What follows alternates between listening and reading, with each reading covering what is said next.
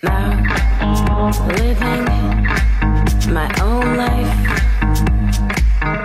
Got you out of my path. Been wasting too much time. Gonna leave you far behind.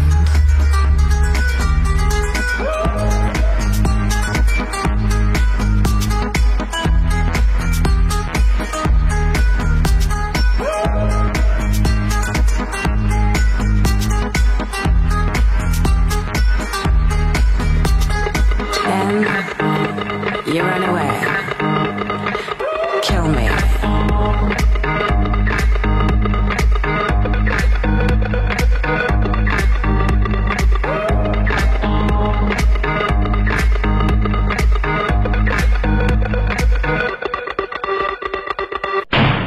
Now, living my own life. Got you out of my path. Been wasting too much time. Gonna leave you far behind.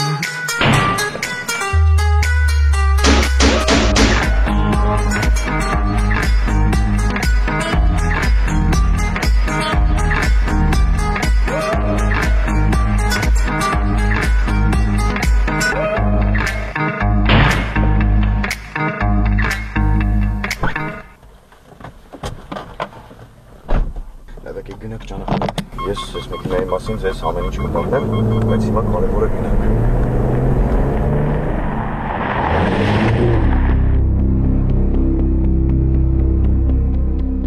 Ոչինչ այնքան բազմակողմանի չէ, ինչքան մարդու անհատականությունը։ Ամեն օր դուք կարող եք բացահայտել ձեր բնավորության տարբեր իրար հակադրող կողմերը։ Tech-Car Tuning-ային ընկերությունը այս իրողությունները հաշվի առնելով փորձել է սովորական Porsche Cayenne-ից ստանալ այնպիսի մի նժույգ, որը կհամապատասխանի մարդու հակասական էության բոլոր կողմերին եւ կարծում եմ, դա նրան լիովին հաջողվել է շնորհիվ վերամշակված արտաքինի։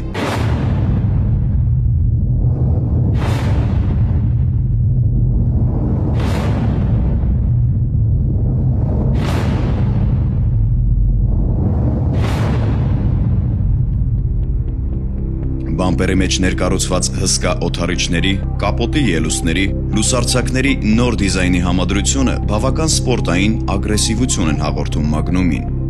Իսկ կողային զուսպ ու խիստ գծերը եւ հետնամասը ստեղծում են այն էլեգանտությունը, որը մենք սովորաբար տեսնում ենք Tech-Car-ի կողմից վերամշակված յուրաքանչյուր մոդելի մոտ։ Այս փոփոխությունները արվել են ոչ միայն որպես դիզայներական նոր մոտեցում։ Դրանք զգալիորեն բարելավում են ավտոմեքենայի աերոդինամիկական ցուցանիշները։ Porsche Cayenne 2008 թվականի արտադրության։ Բայց սա սովորական Cayenne չէ։ Սա Magnum Tech-Car Tuning-ն է։ Բայց ցավոք սրտի միայն փաթեթ, այսինքն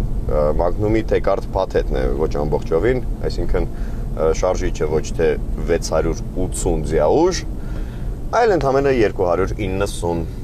քանի որ այս Cayenne-ի շարժիչը նույնիսկ Cayenne S-ի չէ։ Այսինքն սովորական 290 ձիաուժ հզորությամբ շարժիչ 357 նյուտոն-մետր ոլորող մոմենտով։ Ասեմ, բայց կարծում եմ Հայաստանի համար ավել պետք էլ չի,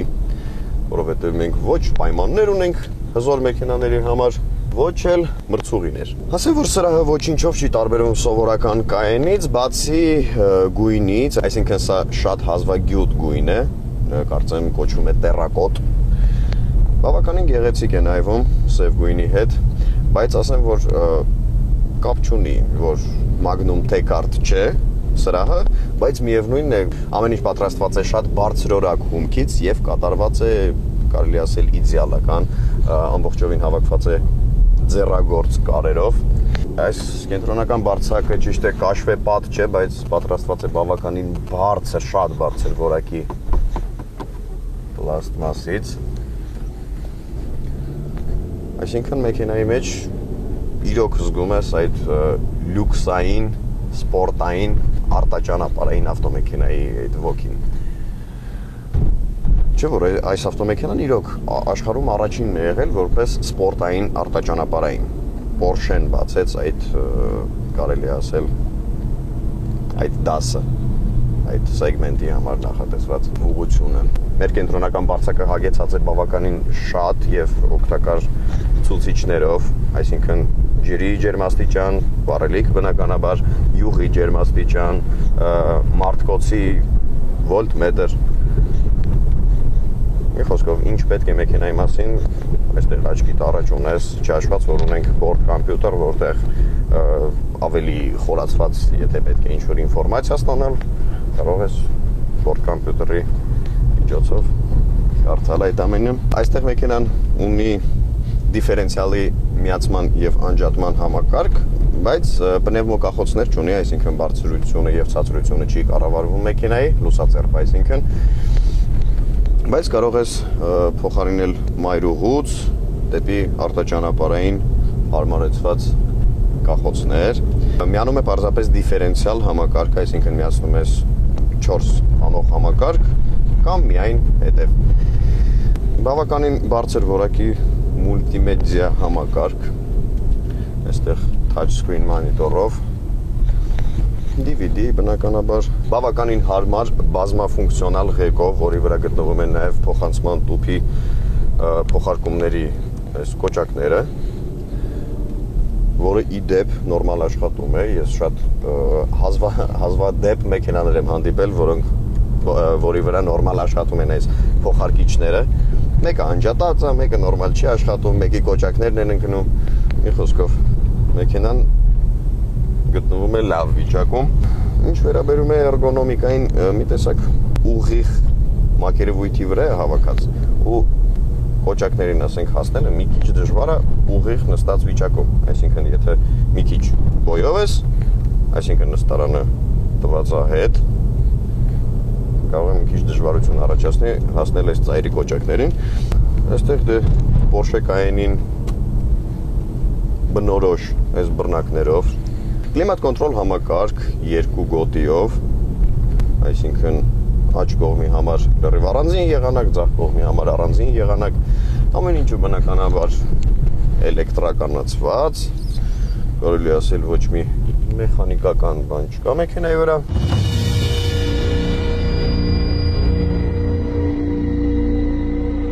Թեքարտի ինժեներները բավական մեծ ջանքեր են թափել ավտոմեքենային առավելագույն ճկունություն հաղորդելու համար ցանկացած արագության պայմաններում։ Դա կատարվում է հիմնականում ուժային ագրեգատի, փոխանցումատուփի, կամրջակների ու էլեկտրոնային համակարգերի օպտիմալ համադրության հասնելու միջոցով։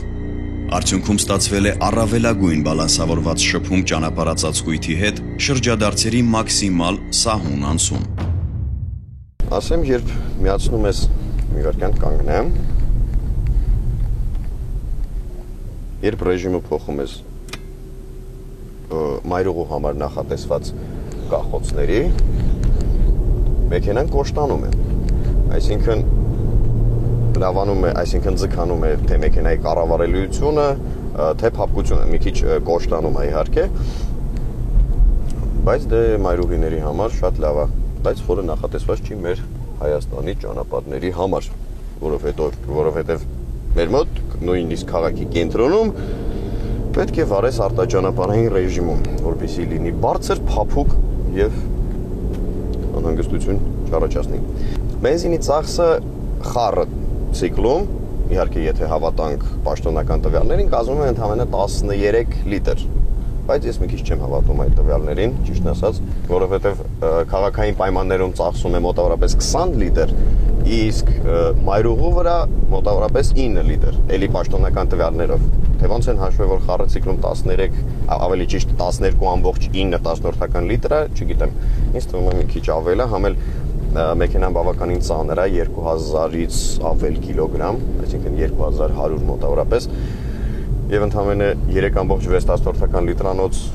վեաձև շարժիչը կարծում եմ մի քիչ շատ վառելիք պետք է ծախսի, որպեսզի նորմալ տեղաշարժի այս ավտոմեքենային։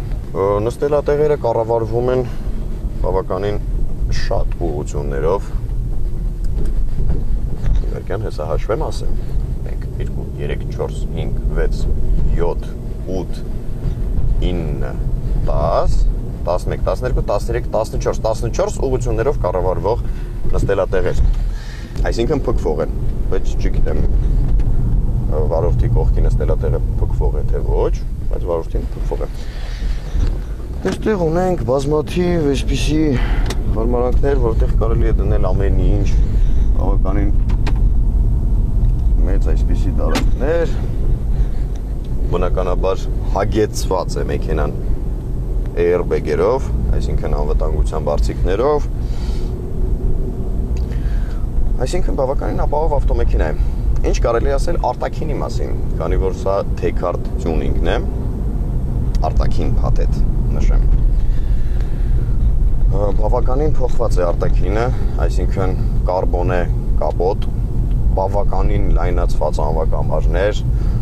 մի խոսքով բամպերներ, օդառիչներ, ռադիատորային քողարկիչ, լայնացված, մի խոսքով բավականին գեղեցիկ ավտոմեքենա, բայց ցավոք մեր շարժիչը 680 ձիաուժ չէ, չէ մենք հիմա կփորձարկեինք նրան մի քիչ ավելի բարձր արագությունների վրա,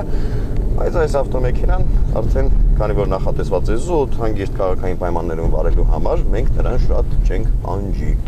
Մեքենան ունի պարկտրոնիկ, հետևի տեսարանը ֆիքսող տեսախցիկ, որը շատ օգնում է կայանելու ժամանակ։ Մեքենայի գաբարիտները բավականին մեծ են, այսինքն մեր փոքրիկ քաղաքում նա կարծում եմ շատերի համար պարզապես անհարմարություն կարող է առաջացնել,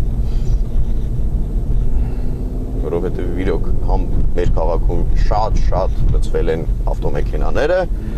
համ ճանապարհները նեղ են, այսինքն մի քիչ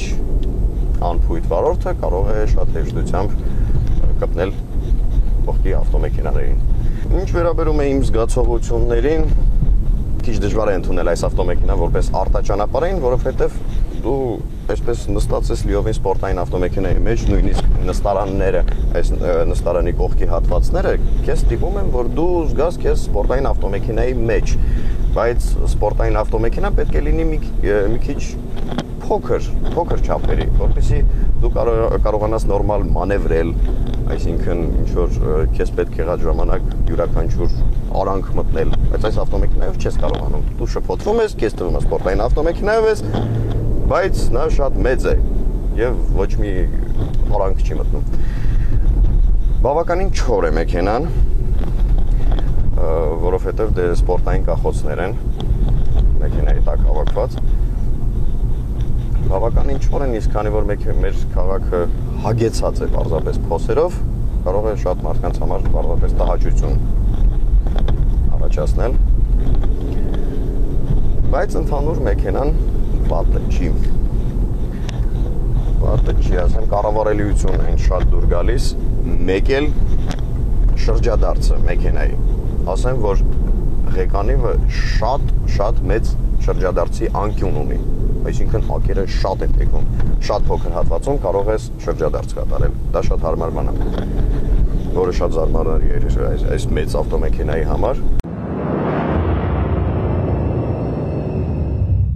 Ինչպես վայել է բարձրակարգ ավտոմեքենաներին, անվտանգությունը ամենաբարձր մակարդակի է, որը համապատասխանում է բոլոր տեսակի հարվածներից պաշտպանության պահանջներին։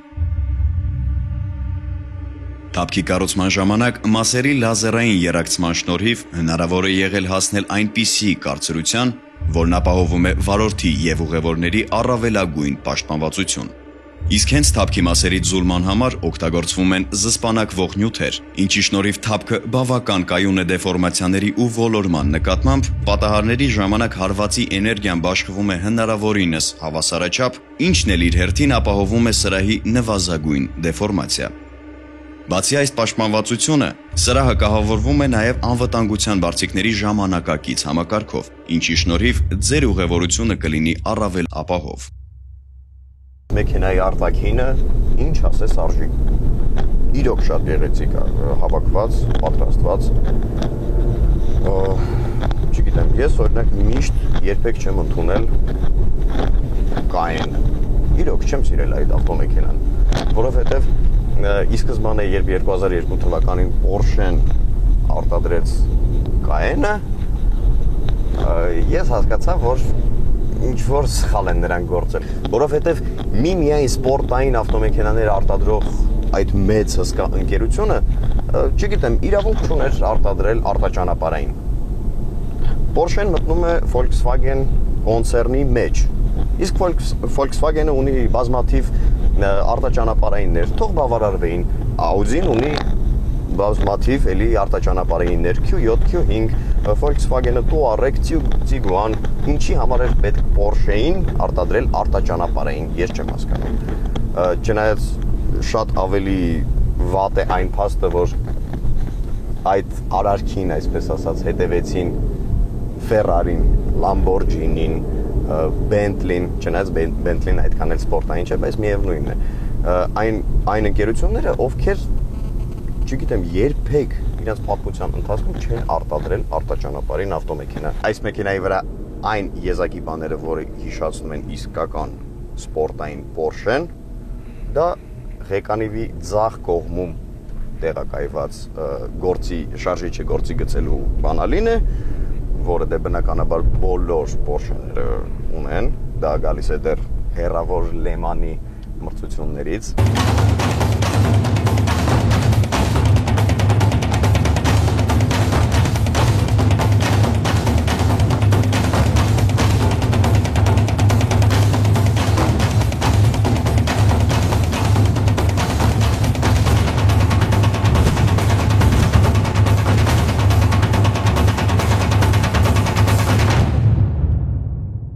Պաշտոնական տվյալները այս ավտոմեքենայի մասին ասում են, որ 0-ից 100 կմ/ժ արագությունը այս մեքենան հասնում է 8.1 վայրկյանում։ Եթե այդպես է, իրոք բավականին լավ ցուցանիշ է, բայց ինչը ես մի քիչ կասկածում եմ։ Ցավոք ես իմ ձեռքի տակ հիմա չունեմ վայրկյանաչափ, բայց ես հեսա մոտավորապես կփորձարկեմ։ Ճիշտ է, կոնկրետ վայրկյան չեմ կարող ասել, բայց կհասկանանք գոնե իրոք այս մեքենան մի քիչ նորմալ է։ 3, 2, 1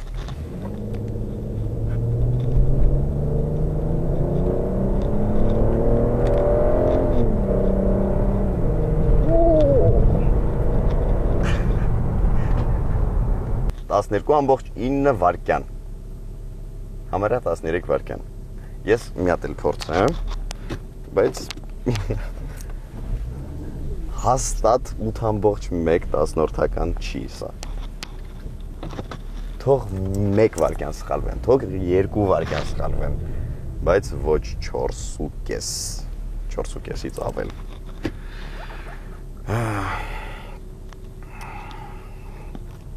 3, 2, 1